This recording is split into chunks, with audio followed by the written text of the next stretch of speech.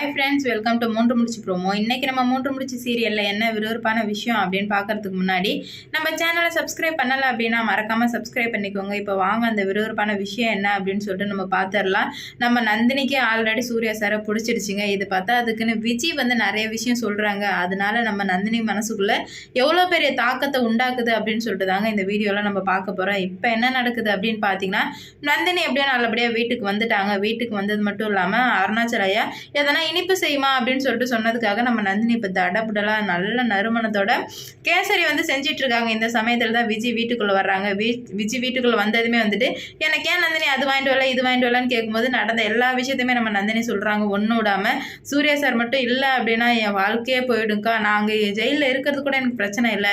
ஆனால் நான் வெளியே இருக்கும்போதே என் தங்கச்சிங்களுக்கு பாதுகாப்பு இல்லாத போது நான் உள்ள 10 வருஷம் சப்போஸ் இருந்துட்டேன்னா என் தங்கச்சிக்கு எப்படிக்கா பாதுகாப்பு? நான் உயிரே மாச்சிடலாம் அப்படின்னு தான் நினச்சிட்டு இருந்தேன். ஏன்னா வந்துட்டு தங்கச்சி பாதுகாப்பே இல்லாதப்ப நான் மட்டும் உள்ள இருந்து என்னக்கா பண்ண போறேன் அப்படின்ற மாதிரி சொல்ல நம்ம விஜய்க்கு தூக்கி வாரி போட்டுடுச்சு.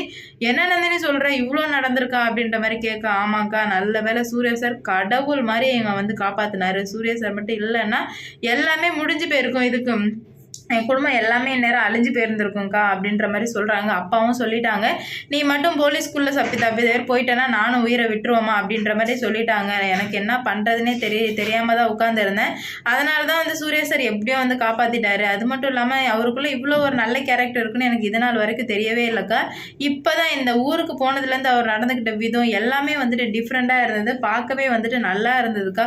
அவருக்குள்ளே இவ்வளோ நல்ல கேரக்டர் இருக்குன்னு எனக்கு நிஜமாவே தெரியாது. அவர் குடிச்சிட்டு இருப்பாரு, அவங்க அம்மாவை பழி வாங்குவார், அதுக்காக என்னை யூஸ் பண்ணிப்பாரு. அது மட்டும்தாங்க தெரியும், வேறு எதுவுமே தெரியாது. ஆனால் இப்படி உதவி பண்ணுவார், என் குடும்பத்தை நல்லா பார்த்துப்பாரு, எனக்காக இவ்வளோ பேர் இது பண்ணுவார் சொல்லிட்டு எதிர்பார்க்கவே இல்லை அப்படின்னு சொல்லிட்டு நம்ம நந்தினி சொல்லுவோம். விஜய் வந்து சிரிக்க ஆரம்பிச்சிட்டாங்க.